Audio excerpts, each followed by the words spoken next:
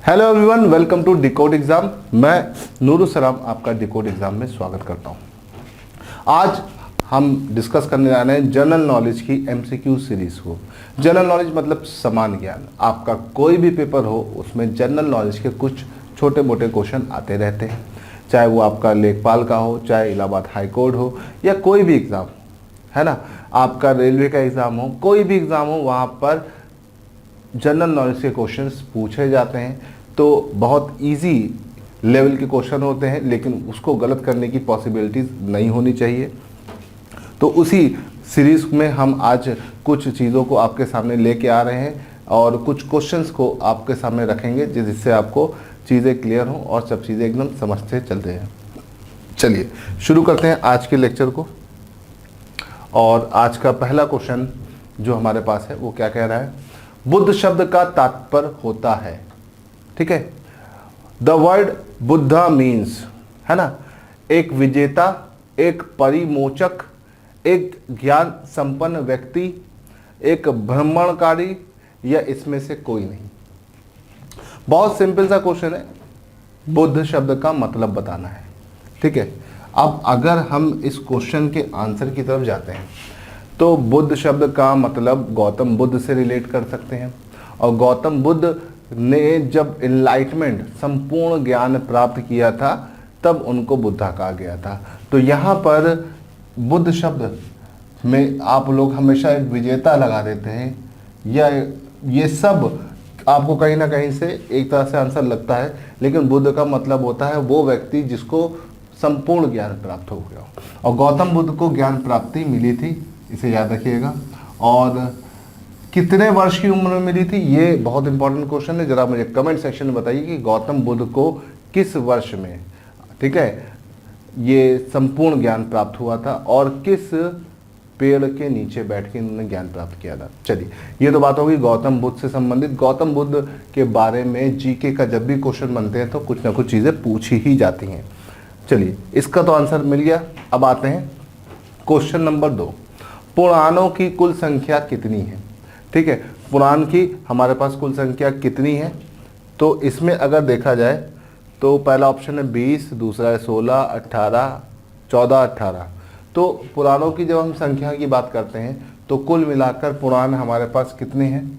मेरे साथ आप कमेंट सेक्शन में बताते रहिए। और पुराणों की अगर हम संख्या की बात करते हैं तो कुल मिलाकर 18 पुराण हमारे पास पाए जाते हैं।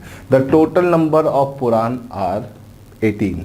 ओके, चलिए मैं ऐसे आगे बढ़ते हैं नेक्स्ट क्वेश्चन की तरफ। दिल्ली पर राज करने वाली प्रथम महिला शासिका, ठीक है, the first female ruler to rule Delhi is, ठीक है, चांद बीबी, रजिया सुल्तान, जीजाबाई, बेगम, हजरत महल।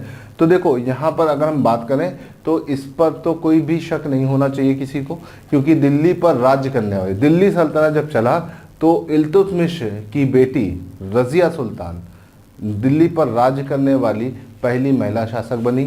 और ये 4 साल तक इन्होंने अपनी गद्दी संभाल के रखी। फिर राज विद्रोह हो गया, जिसकी वजह से क्या हुआ, इनको अपनी गद्दी छोड़नी पड़ी, और उसके बाद इल्तुतमिश के बाद फिर अगले रूलर आ गए, और इस तरह से रजिया सुल्तान डिथ्रोन हो गई।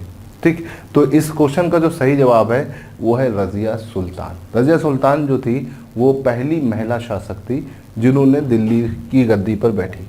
ठीक, इसके बाद अगर हम बात करते हैं अगले क्वेश्चन की, द्वितीय आंग्ल मैसूर युद्ध किस संधि के तहत समाप्त हुआ? ठीक है, एंग्लो मैसूर युद्ध, एंग्लो मैसूर जब भी युद्ध की बात आती है तो हैदर अली और उनके बेटे टीपू सुल्तान के बारे में आपको जानकारी पता होनी चाहिए। एंग्लो मैसूर की 4 युद्ध हुए थे। कितने हुए थे? 4, 1, 2, 3, 4। और जो दूसरा युद्ध था वो युद्ध किस संधि के तहत समाप्त हुआ? ठीक है, the second Anglo Mysore war ended under which treaty, है ना। तो ऑप्शन है मैसूर, दूसरा है मैंगलोर, तीसरा है श्रीरंगपट्टनम, चौथा है मद्रास। तो देखो, पहला एंग्लो मैसूर वॉर जो था वो मद्रास ट्रीटी के तहत खत्म हुआ। दूसरा वाला जो था वो आपका बोल सकते हैं मैंगलोर के तहत, और तीसरा वाला श्रीरंगपट्टनम की जो संधि हुई थी उसके तहत समाप्त हुआ।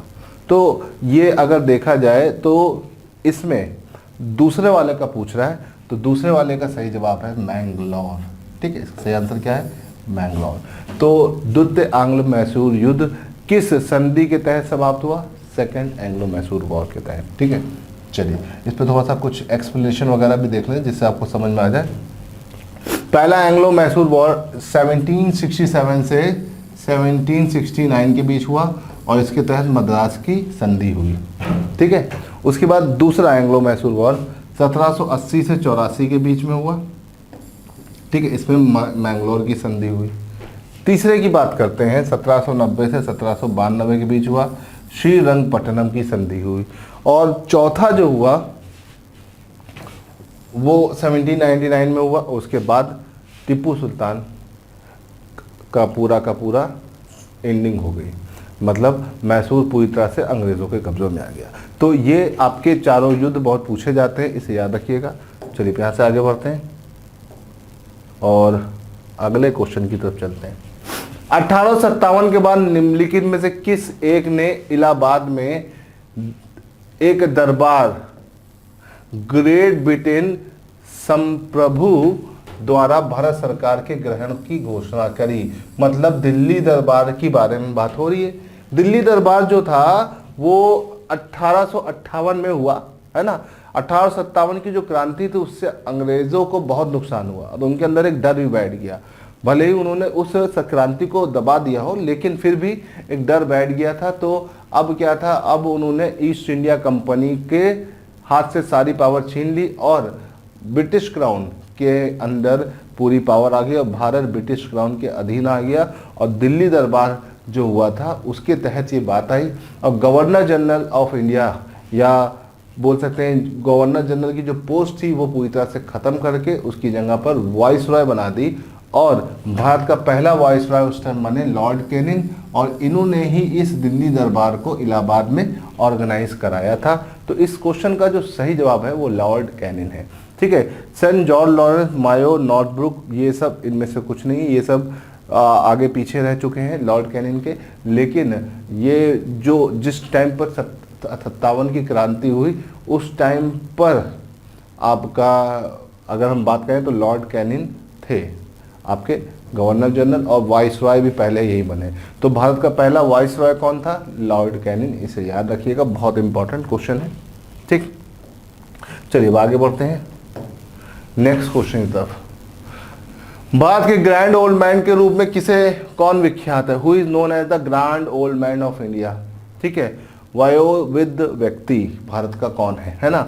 Justice Ranade, Mahatma Gandhi, Rabindranath Tagore, Dadabhai Naoroji. सब बूढ़े लोग हैं सब, है ना, और इनमें से कोई भी बचा नहीं। लेकिन अगर हम ग्रैंड ओल्ड मैन की बात करते हैं तो Dadabhai Naoroji is the grand old man of India, है ना। और इन्होंने ही सबसे पहले भारतीयों की आय को कैलकुलेट किया और great reverse wealth drain theory को इन्होंने ही बताया। ठीक है, तो ये याद रखिएगा। और इकोनॉमिकल एक्टिविटीज़ में इन्होंने बहुत सारी चीज़ें करी हैं, तो इसे याद रखिएगा। और भारत की पहली जो बोले आय की गणना इन्होंने ही की थी। ठीक है, तो दादा भाई नौरोजी अपने आप में एक बहुत बड़े व्यक्ति भी रह चुके हैं। रविन्द्रनाथ टैगोर भी एक बहुत महान व्यक्ति रहे और महात्मा गांधी को तो आप जानते ही हैं। जस्टिस रनाडे भी अपने टाइम के एक बहुत मशहूर व्यक्ति रह चुके हैं। तो ये सब एक तरह से अपने टाइम के महारथी थे। लेकिन ग्रैंड ओल्ड मैन के नाम से हम किसे जानते हैं? दादा भाई नौरोजी को। ठीक है, ओके, चलिए यहाँ से आगे बढ़ते हैं, नेक्स्ट क्वेश्चन की तरफ चलते हैं। भारतीय संविधान के किस अनुच्छेद में समान न्याय एवं निःशुल्क विधिक सहायता का प्रावधान है ना। ये बाद में ऐड किया गया।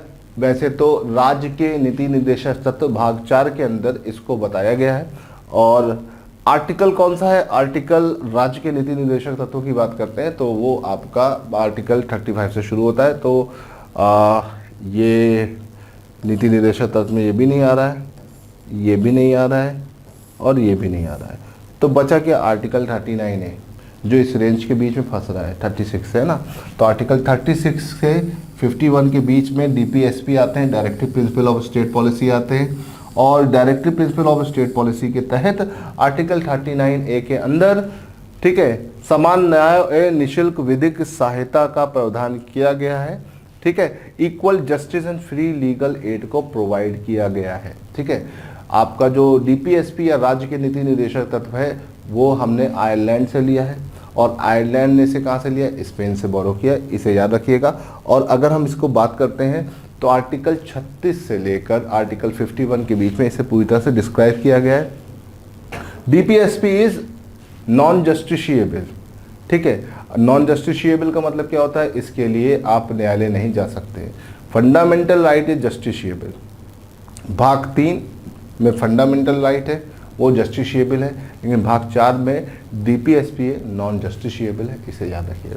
बात क्लियर है? अगर आप इस चीज़ को ध्यान रखोगे तो काफ़ी सारी चीज़ें हो जाएंगी।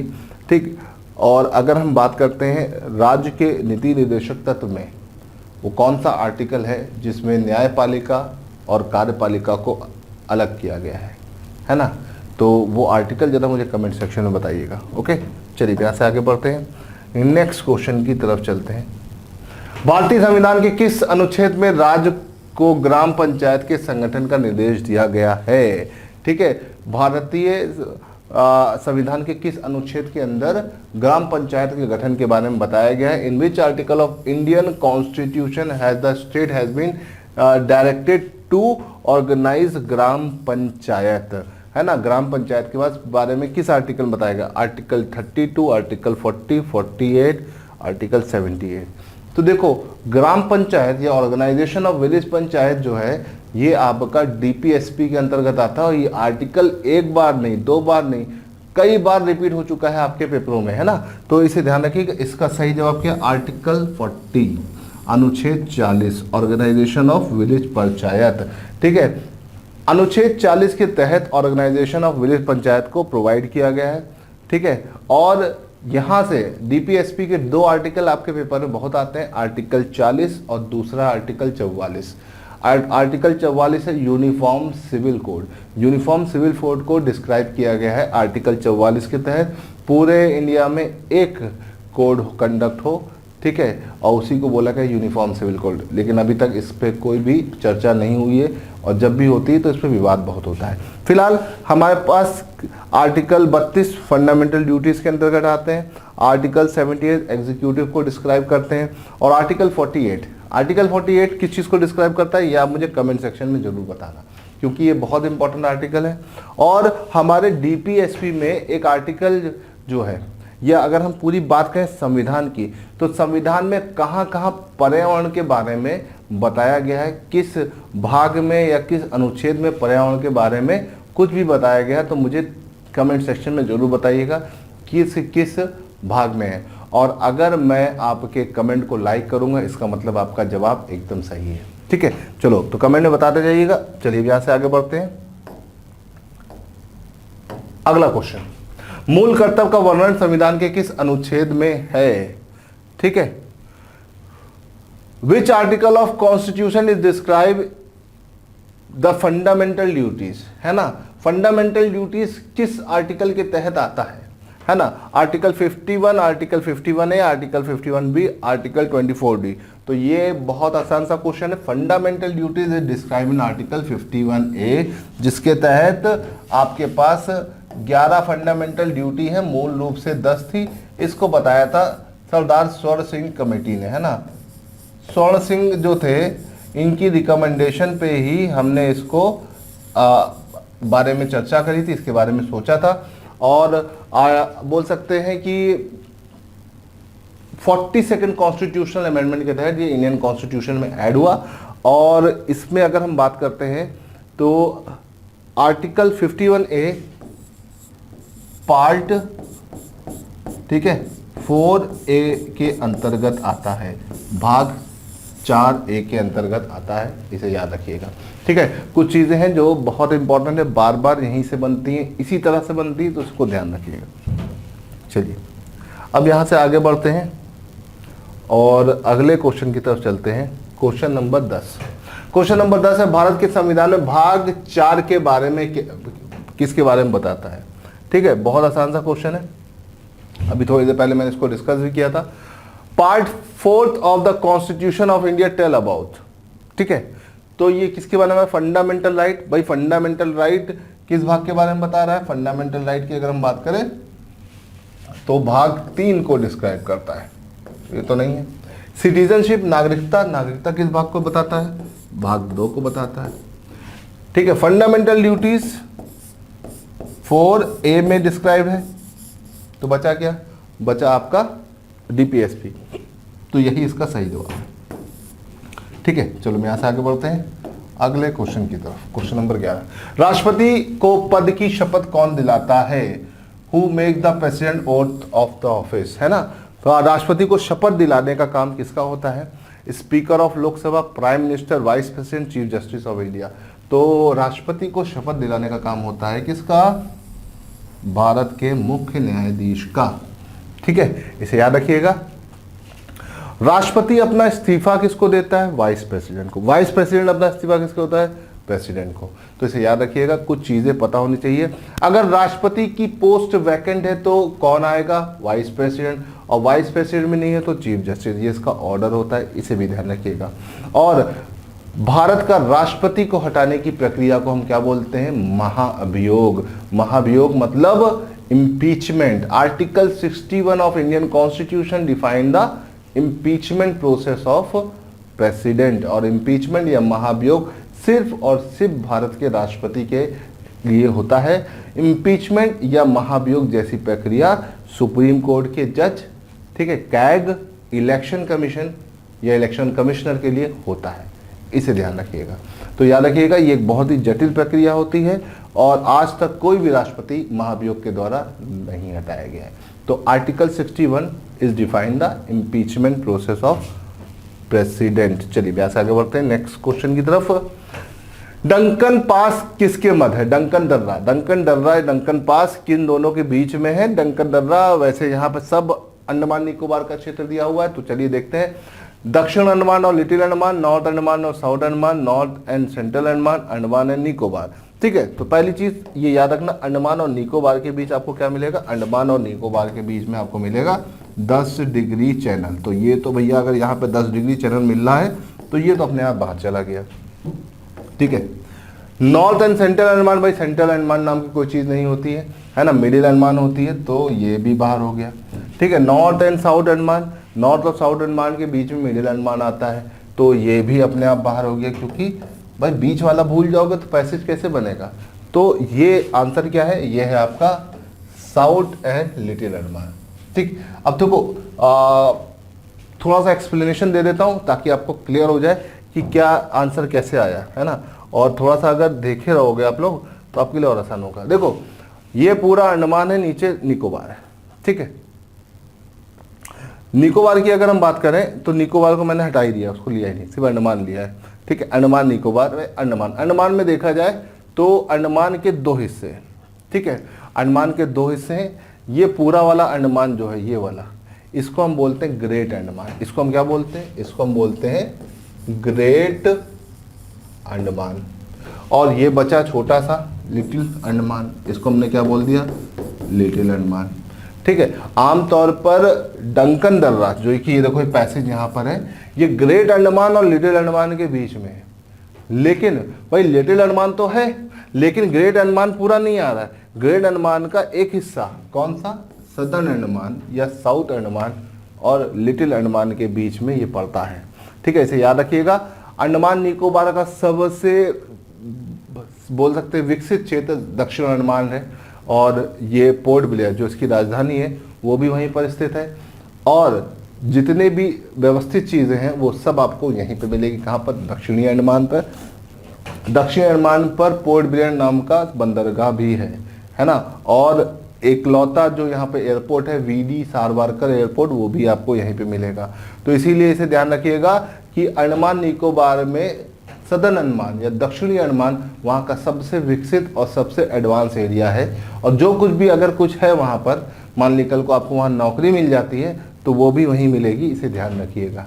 ठीक है, और एक खास बात, अंडमान निकोबार किस कोड के अधिकार में आता है? किस राज्य के कोड के अधिकार में आता है? ठीक है, कमेंट में बताता हूँ। ठीक है, अंडमान निकोबार भारत के किस राज्य के कोड के अधिकार में आता है? है ना। ऑप्शन आपको क्या मिलेंगे, ऑप्शन मिलेगा आपका वेस्ट बंगाल, ठीक है, वेस्ट बंगाल में जो कोर्ट है उसे कोलकाता हाई कोर्ट बोलते हैं, है ना। आपका मद्रास हाई कोर्ट, ठीक है, आपका बोल सकते हैं कि तमिलनाडु, तो तमिलनाडु का तो मद्रास हो गया, कलकत्ता हो गया, फिर आपका आता है आंध्र प्रदेश। आंध्र प्रदेश में जो हाई कोर्ट है वो कहाँ पर है, वो आपका अमरावती में।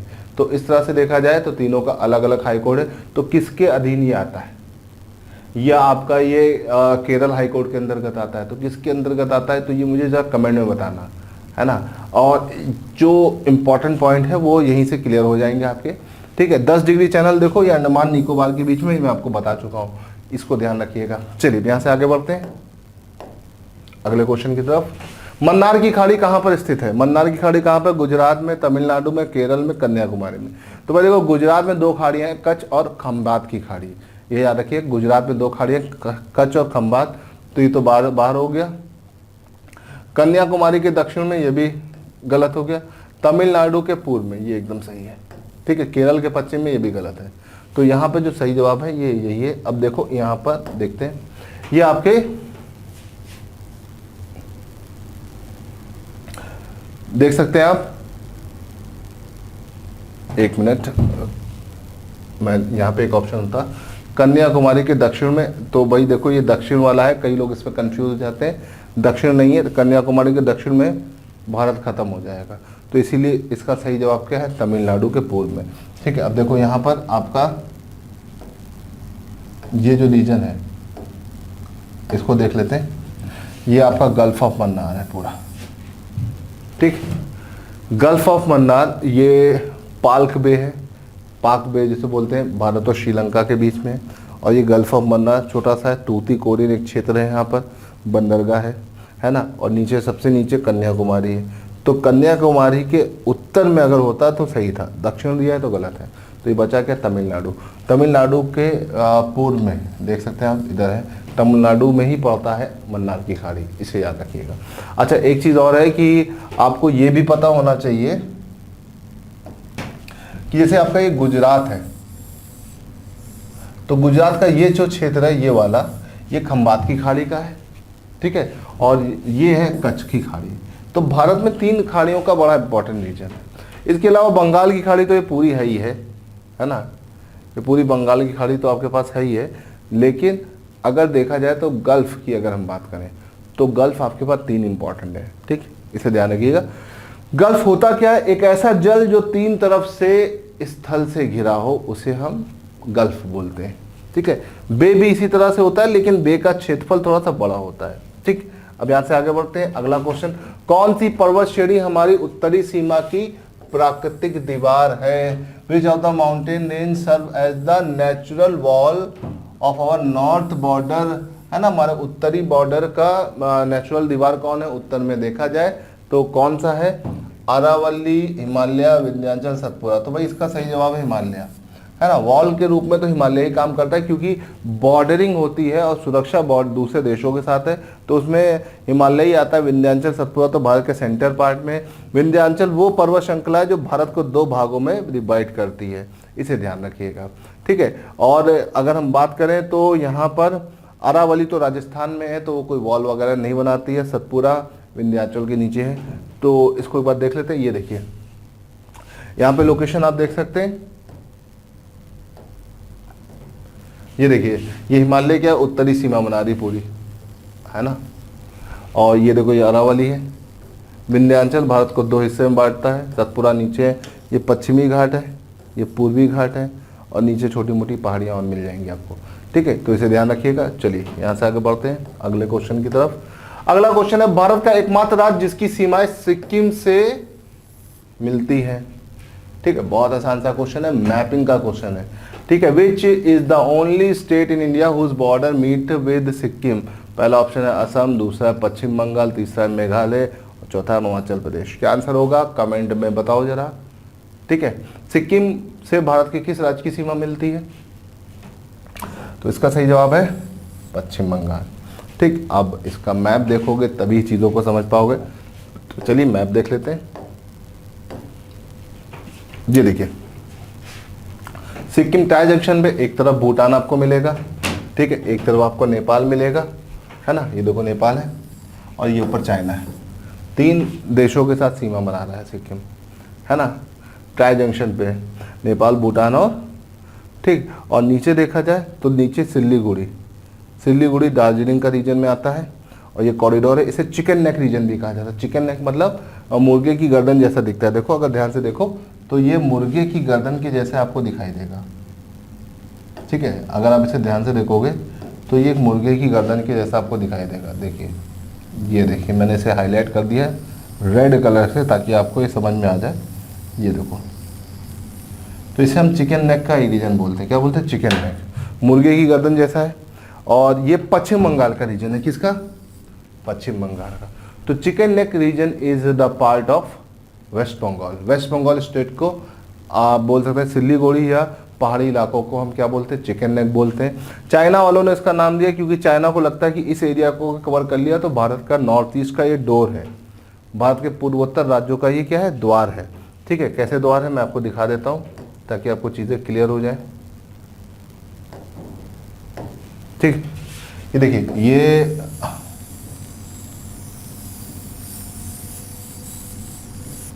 ठीक है, ये आपका बोल सकते हैं पश्चिम बंगाल है पूरा, है ना, ये वेस्ट बंगाल। ठीक, ये ऊपर सिक्किम लगा है। सिक्किम तो इंडिपेंडेंट है, अलग ही है। ये आपका अरुणाचल प्रदेश हो गया। कौन सा? अरुणाचल प्रदेश। अरुणाचल प्रदेश, अरुणाचल प्रदेश के नीचे ये आपका नागालैंड। ठीक है, नागालैंड के नीचे मणिपुर, मणिपुर के नीचे ये मिजोरम, फिर आपका त्रिपुरा, और इधर आपका मेघालय। ठीक है, ये आपका मेघालय हो जाएगा। ठीक, और ये बीच में पूरा असम है। तो आप समझ सकते हैं कि अगर पश्चिम बंगाल कंट्रोल में आ गया उनके ये चिकन नेक, तो पूरा नॉर्थ ईस्ट का एरिया भारत से छिन जाएगा। तो ये बहुत इकोनॉमिकल और बोल सकते हैं पॉलिटिकल और ज्योग्राफिकल रीजन है ना, चाइना के लिए। इसीलिए उसने इसको क्या बोला? Chicken neck. ठीक, छोटी सी बात थी, मुझे बताना था, तो समझ गए होंगे आप लोग। चलिए अब अगले क्वेश्चन की तरफ बढ़ते हैं। अगला क्वेश्चन, भारत का सबसे बड़ा बांध है। ठीक है, the largest dam in India. Bharat का सबसे बड़ा बांध कौन सा है ना, भारत का सबसे बड़ा बांध कौन सा है? तो ऑप्शन है भाकरनागर, हीराकुंड, कोसी और दामोदर। तो देखो, दामोदर तो भारत का सबसे पहली बहुउद्देशीय नदी घाटी परियोजना थी, पहली फर्स्ट। ठीक है, भारत की पहली नदी घाटी परियोजना दामोदर वैली। ठीक है, कोसी नदी पे बना है, तो इससे ये क्वेश्चन आता है। ठीक है, बचा हीराकुंड, भारत का सबसे लंबा बांध है, और भारत का सबसे बड़ा बांध भाकरनागर। भाकरनागर बांध जो है किस नदी पर है? ये आपका सतलज नदी पर है, इसे याद रखिएगा। और इस क्वेश्चन का सही जवाब भी यही है। चलिए यहाँ से आगे बढ़ते हैं अगले क्वेश्चन की तरफ। अगला क्वेश्चन अगर देखते हैं, भारत का सबसे ऊंचा जलप्रपात जौग किस राज्य में है? जौग जलप्रपात किस राज्य में? ऑप्शन है उत्तर प्रदेश, पश्चिम बंगाल, कर्नाटक, महाराष्ट्र। जौग जलप्रपात से 2 क्वेश्चन बनते हैं। जौग किस नदी पे पड़ता है और जौग किस राज्य में है? तो राज्य वाला क्वेश्चन मैंने यहाँ पे ले आया हूँ, तो आंसर बताइए। आंसर क्या होगा? आंसर इसका होगा कर्नाटका। ठीक है, कर्नाटका में बहुत सारे जलप्रपात हैं, और कर्नाटका में ये किस नदी पर है? तो नदी का नाम क्या होगा? नदी का नाम है श्रावती नदी। श्रावती नदी के ऊपर ये जलप्रपात पाया जाता है, इसे याद रखिएगा।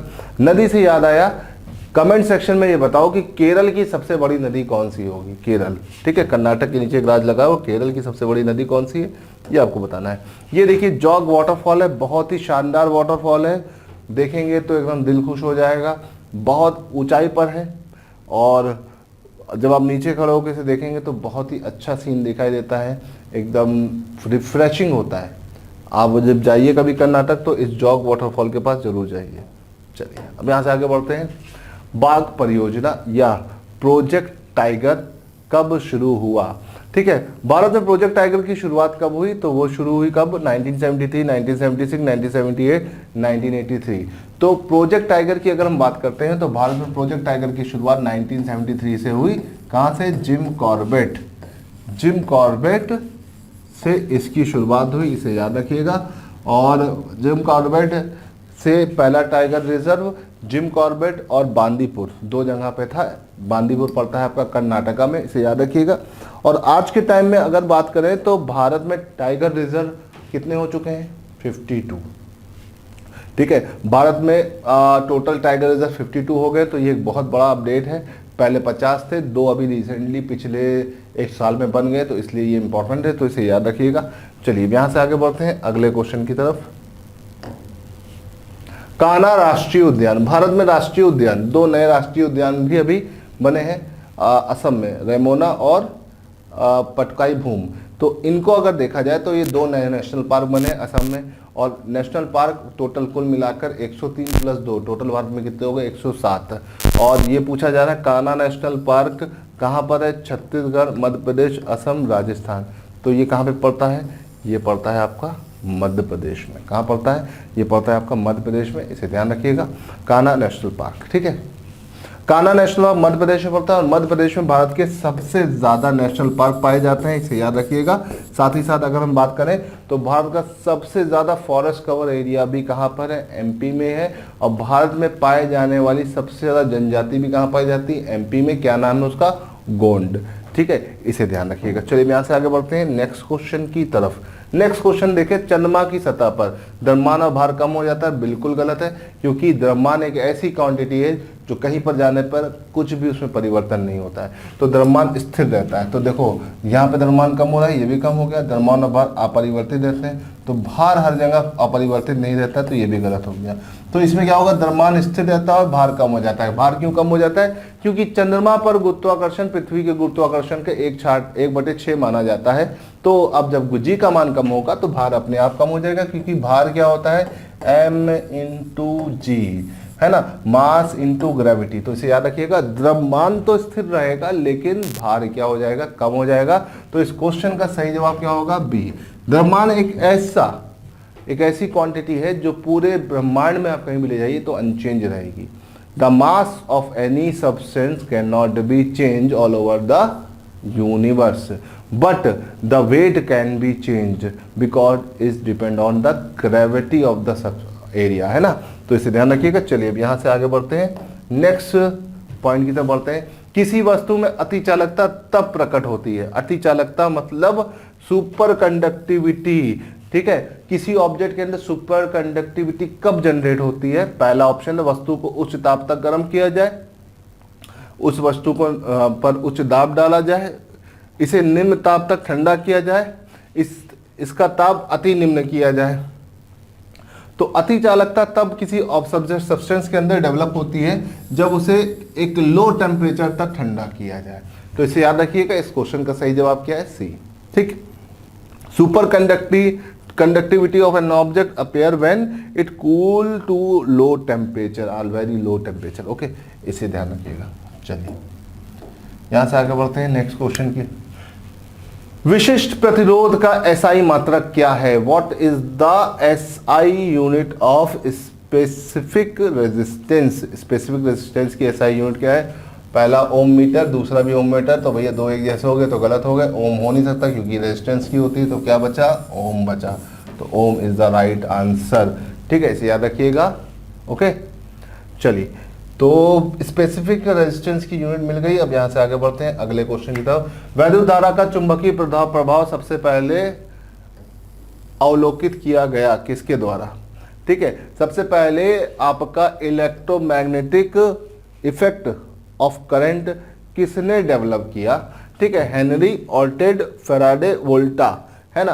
बड़ा सा बहुत फैक्चुअल क्वेश्चन है और बहुत लोग इसे गलत कर चुके हैं, क्योंकि मुझे पता है कि ये अनएक्सपेक्टेड क्वेश्चन है। कई लोगों को इसका आंसर नहीं पता होगा, फिर भी आप लोग अपने आंसर कमेंट सेक्शन में बताते जाइए। वैद्युत धारा का इलेक्ट्रोमैग्नेटिक इफेक्ट पूछा गया। कौन सा इफेक्ट पूछा गया? Electromagnetic effect. तो इसको डिस्कवर किया था ऑर्टेड ने। किसने किया था? ऑर्टेड ने। ऑर्टेड की अगर हम बात करें तो ये इन्होंने 18वीं शताब्दी की अंत में, ठीक है, तो साइंटिस्टों ने नोटिस किया कि electrical phenomena and many magnetic phenomena को नोटिस किया, लेकिन इनके बीच में किसी ने रिलेशन नहीं बनाया। सबने बताया कि ये दोनों अलग अलग बल होते हैं, लेकिन जुलाई 1820 में एक डैनिश मतलब आपका बोल सकते हैं कि यूरोपियन नेशन में एक डैनिश कंट्री में आते हैं। अगर हम बात करें डैनिश नागरिक जो होते हैं, उसमें हैंस क्रिश्चियन ऑस्टेड ने एक अपना रिसर्च वर्क पब्लिश किया, जिन्होंने ये बताया कि मैग्नेटिक फोर्स और इलेक्ट्रिक फोर्स आपस में कोरिलेट करते हैं, और इनकी बात को आगे जाके प्रूफ हो गई। तो इसीलिए सबसे पहले इन्होंने ही इस चीज़ को ऑब्जर्व किया। तो इसका सही जवाब है हैंस क्रिश्चियन ऑस्टेड, ठीक है। तो उसका सही जवाब ऑस्टेड है, इसे याद रखिएगा। थोड़ा सा कॉम्प्लिकेटेड क्वेश्चन है, लेकिन इस तरह के क्वेश्चन जीके में बहुत ज़्यादा आते हैं, ठीक है। निम्नलिखित में कौन सा इनपुट डिवाइस नहीं है? Which of the following is not a input device, ठीक है। तो floppy, mouse, keyboard, micro processor. देखो फ्लॉपी इनपुट डिवाइस है, माउस भी है, कीबोर्ड भी है, ये कोई डिवाइस नहीं है, ये तो micro processor is a part of computer. तो भैया ये नहीं है, माइक्रो प्रोसेसर तो एक तो पार्ट होता है कंप्यूटर का, तो ये तो नहीं है। क्लियर है? चलो यहाँ से आगे बढ़ते हैं। कंप्यूटर में वायरस का संबंध निम्नलिखित में से किससे है? वायरस कंप्यूटर में क्या होते हैं? डस्टमाइट बिल्कुल गलत है, हार्डवेयर बिल्कुल गलत है, ऑल ऑफ दीज तो हो नहीं जाएगा, प्रोग्राम होते हैं। Virus is a set of program, एक इस तरह से लिखा गया प्रोग्राम जो आपके सिस्टम को हार्म पहुंचा सके, वो वायरस होता है ना। वायरस आप लोग खुद भी बना सकते हैं, है ना, बहुत ज़्यादा कॉम्प्लिकेटेड नहीं होता है, छोटे मोटे वायरस तो आप लोग खुद ही बना सकते हो। निम्नलिखित में से किसकी घूर्णन और परिक्रमण की समान अवधि है? Which of the following has a similar period of rotation and revolution? जल्दी बताओ, है ना, किसका रोटेशन और रेवोल्यूशन लगभग बराबर है? ऑप्शन है चांद मतलब चंद्रमा, मून, मरकरी, बुध, वीनस, शुक्र, यूरेनस, ठीक है। इनमें से किसका है? ये बहुत ही अच्छा क्वेश्चन है। कौन सा ऐसा इनमें से ऑब्जेक्ट है जिसका रोटेशन और रेवोल्यूशन, परिक्रमा और परिभ्रमण दोनों सेम है? यहाँ पे रोटेशन यहाँ पे लिखा है, यहाँ पे होना चाहिए रेवोल्यूशन, है ना। चलिए, घूर्णन और परिक्रमण किसका समान, लगभग समान होता है? तो इसका सही जवाब क्या है? इसका सही जवाब बहुत से लोग बोलेंगे वीनस, क्योंकि बचपन से पढ़ते चले आ रहे हैं, है ना। वीनस का रोटेशन रेवोल्यूशन लगभग समान होता है, लेकिन यहाँ पर ये गलत है, क्योंकि इससे भी ज़्यादा एक्यूरेट है मून का। मून का रोटेशन और रेवोल्यूशन लगभग 27 दिन दोनों का होता है, दोनों होते हैं, एक 27 एग्जैक्ट होता है, एक 27 दशमलव कुछ होता है ना। तो इसीलिए याद रखिएगा मून का रोटेशन और रेवोल्यूशन बराबर होता है, सबसे नियर अबाउट इसी का होता है। मान लो मून की जगह सिर्फ एक वर्ड यूज हो जाता, यहाँ पूछा था निम्नलिखित में से, पूछा है ना, पूछा था किस ग्रह का घूर्णन और परिक्रमण लगभग बराबर होता है, तो आंसर है वीनस। लेकिन इनमें से बोला गया है, इनमें में देखो चंद्रमा जो है ग्रह तो है नहीं, लेकिन ये सैटेलाइट है, उपग्रह है, और इसका रोटेशन और रेवोल्यूशन बराबर होता है। तो इसका सही जवाब क्या है? मून या चंद्रमा, ठीक है। यहां से आगे बढ़ते हैं। RDX, ठीक है, RDX क्या है भाई? ठीक है, तो बहुत से लोग बोलेंगे सर पिक्चर का एक कैरेक्टर है RDX 5, है ना, वो सब कुछ नहीं है भाई। देखो सिंपल सा है, प्रेशर मेजरिंग डिवाइस बिल्कुल गलत है, एक जीन है बिल्कुल गलत है, chemical use to make fertiliser बिल्कुल गलत है, विस्फोटक बिल्कुल सही है। तो इसका सही जवाब क्या है? ये विस्फोटक है। विस्फोटक मतलब जो चीज़ों को उड़ा दे, है ना, ये देखिए RDX। इसे साइक्लोनाइड भी कहा जाता है, शॉर्ट में RDX, ठीक है। रिसर्च डेवलपमेंट एक्सप्लोजिव कहा जाता है। फॉर्मूला देखो बहुत अच्छा है, C3H6N6O6, है ना, और ये इसका केमिकल स्ट्रक्चर है, ये देख सकते हैं आप। इसे साइक्लोनाइड भी कहा जाता है, पूछा जाता है साइक्लोनाइड किसका दूसरा नाम है? RDX। RDX का full form research development explosive, ठीक है। चलिए यहाँ से आगे बढ़ते हैं अगले क्वेश्चन की तरफ। अगला क्वेश्चन हमारे पास आता है, सोनार मुख्यतः उपयोग किया जाता है, सोनार का इस्तेमाल कहाँ किया जाता है? डॉक्टर के द्वारा, इंजीनियर के द्वारा, एस्ट्रोनॉट के द्वारा, या समुद्र यात्रियों के द्वारा? तो देखो सोनार जो होता है बेसिकली समुद्र के अंदर की चीज़ों का पता लगाने के लिए इस्तेमाल करते हैं। सोनार का फुल फॉर्म क्या है? सोनार का फुल फॉर्म है साउंड नेविगेशन एंड रैंकिंग, है ना। इसका फुल फॉर्म है साउंड नेविगेशन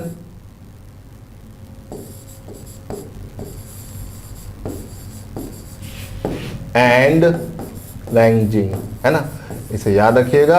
ये सोनार का फुल फॉर्म है, ठीक है। और सोनार का इस्तेमाल हम समुद्र के अंदर की चीज़ों का पता लगाने के लिए करते हैं, जैसा कि आप यहाँ पर देख सकते हैं।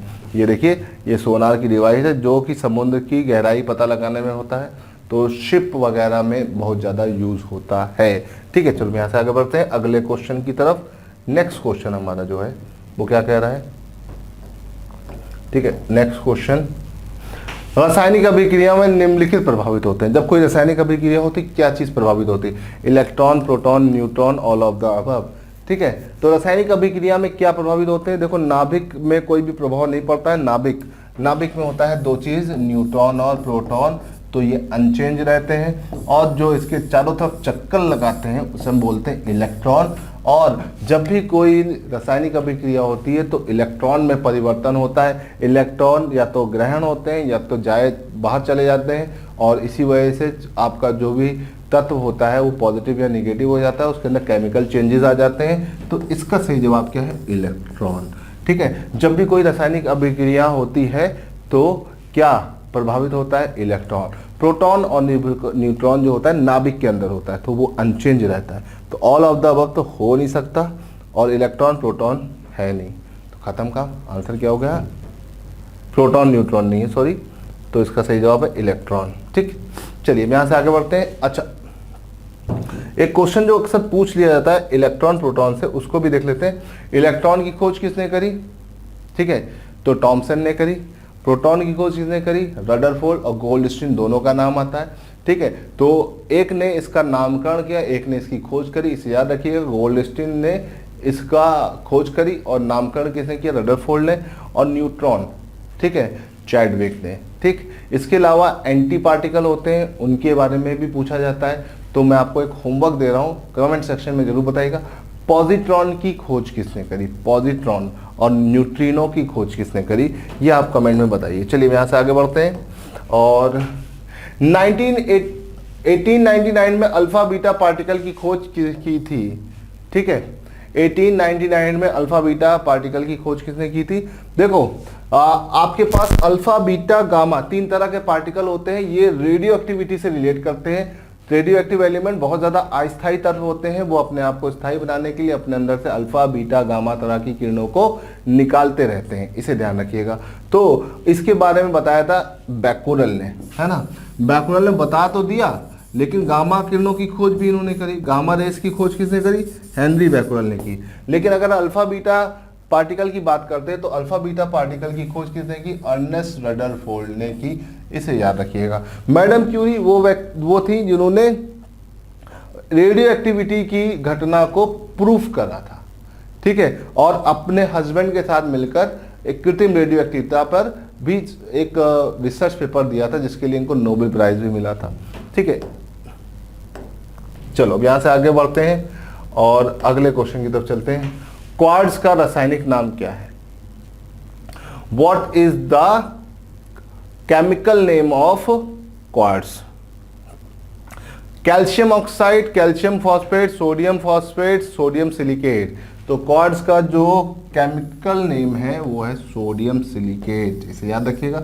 बहुत रट्टा मार क्वेश्चन है, इसमें कोई नई चीज नहीं है, ठीक। इसके बाद अगले क्वेश्चन पे आते हैं। हड्डी और दांतों का मुख्य संगठन क्या है? संगठक क्या है? आपकी हड्डी और आपके दांत में मेन जो कंपोनेंट है वो क्या है? कैल्शियम तो है, लेकिन कैल्शियम क्या? Calcium bicarbonate, calcium magnesium, calcium nitrate, calcium phosphate. तो इसका सही जवाब क्या है? आपकी हड्डी और दांत का जो मुख्य संगठक है वो है कैल्शियम फॉस्फेट, ठीक है। इसे याद रखिएगा, इंपॉर्टेंट है, ठीक। ये देखिए, ये इस तरह का होता है। कैल्शियम फॉस्फेट पाउडर के रूप में आता है, बड़े बड़े इसकी रॉक्स टाइप की होती है। ये इसका केमिकल फॉर्मूला है कैल्शियम फॉस्फेट का, इसे ध्यान रखिएगा। और इसका चूरन बनता है और इसको फिर आप अलग अलग जगह पे बेनिफिशियल रहता है अलग अलग चीज़ों में, ठीक।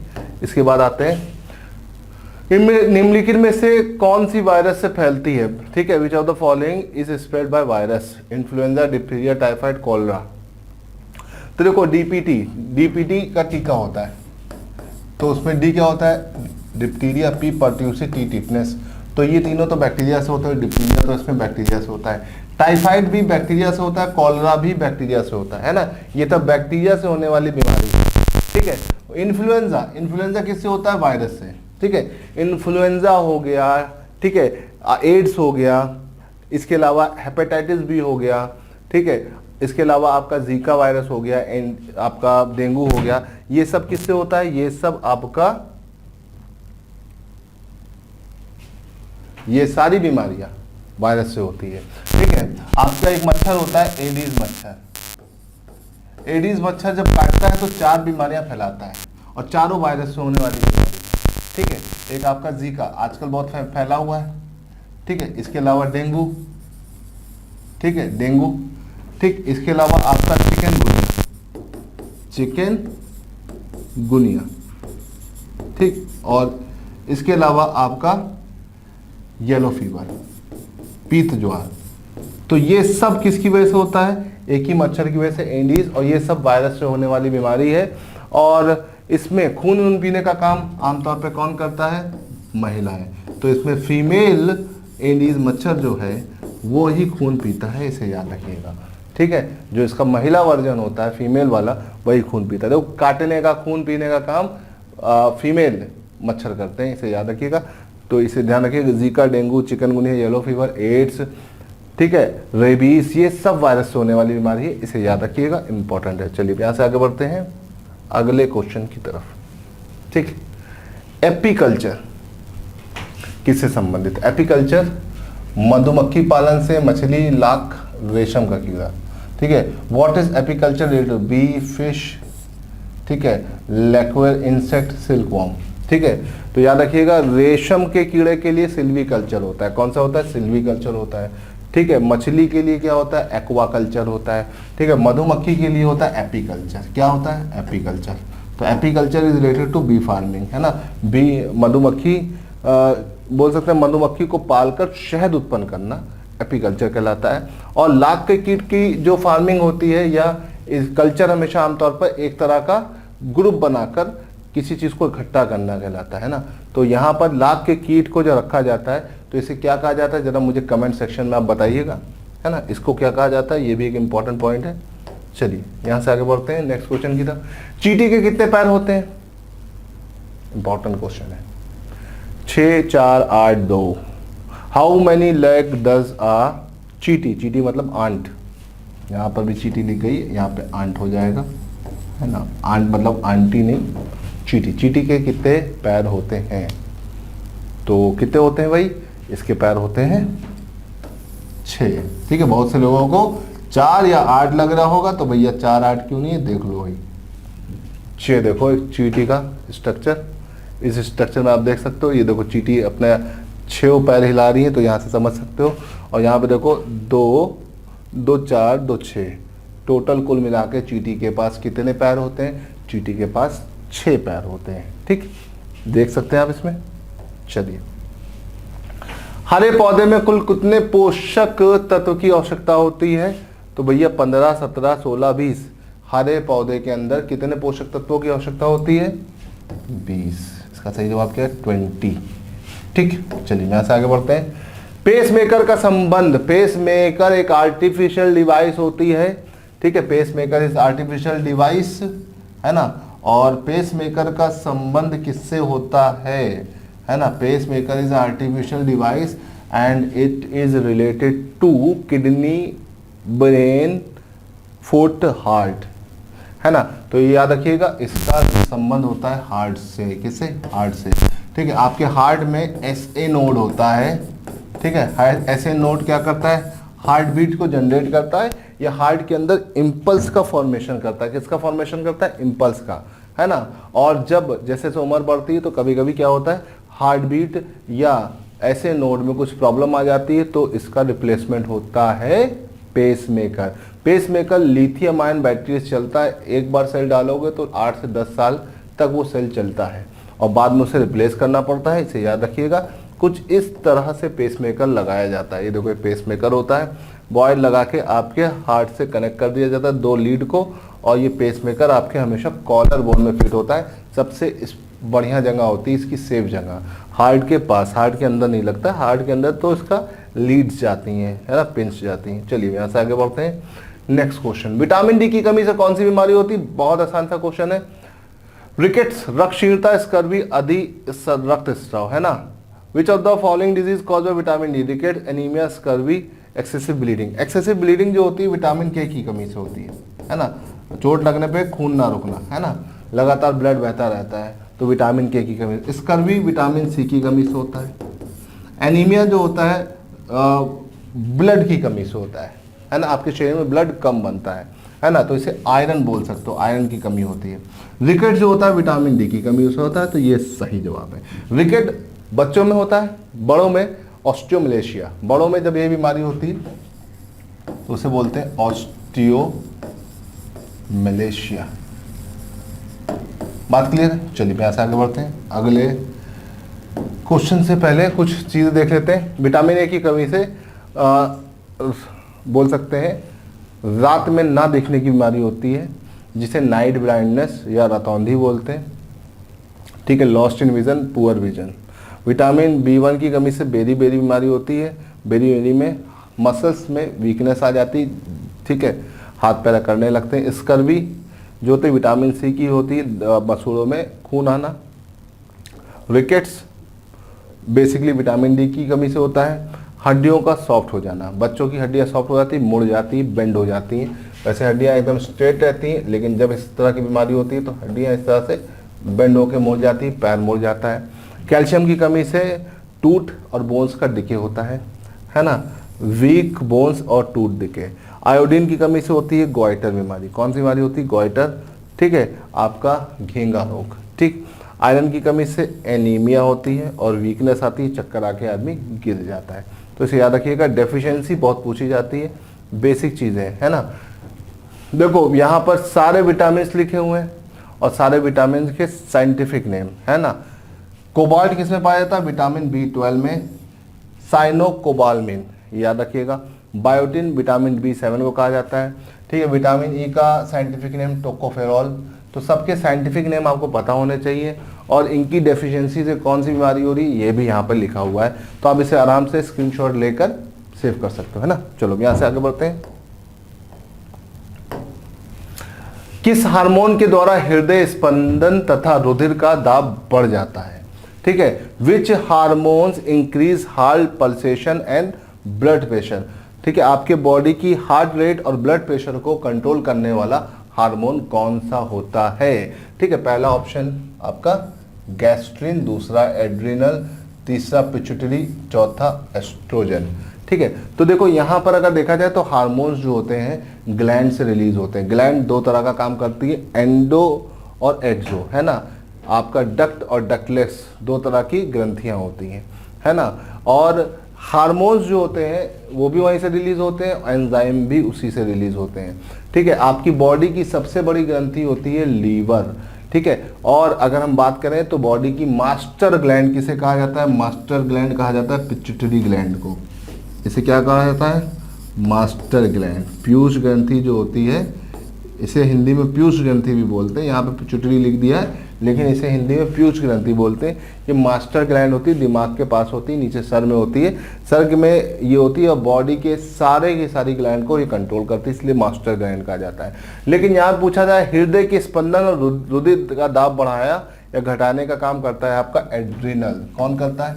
एड्रिनल ग्लैंड करती है, ये याद रखिएगा। तो उसका सही जवाब क्या है? एड्रिनल। देखो यहाँ पर कुछ ग्लैंड्स और उनके काम दिए हुए हैं, ठीक है, जैसे हाइपोथैलेमस।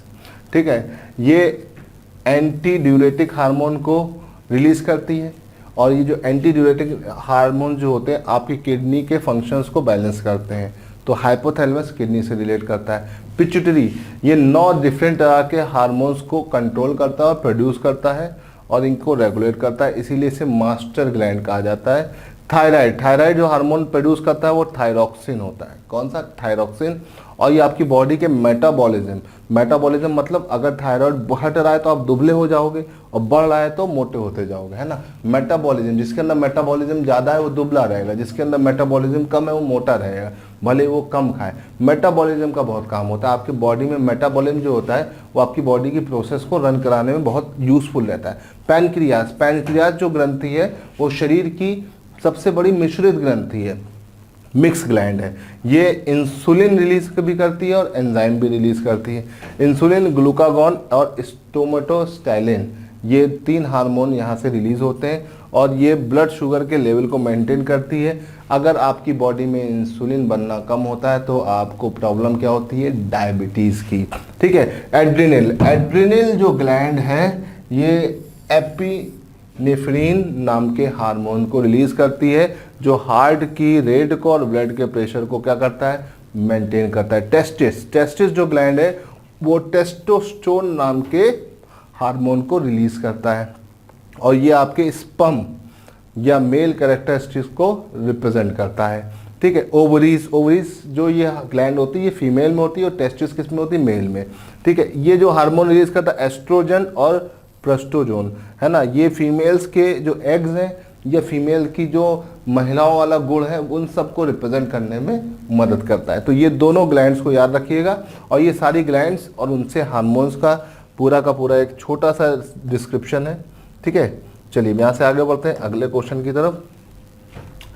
प्रत्येक वर्ष 12 जनवरी को राष्ट्रीय युवा दिवस मनाया जाता है जो निम्नलिखित का जन्म दिवस है। राष्ट्रीय युवा दिवस हम किसकी याद में मनाते हैं ये पूछा जा रहा है।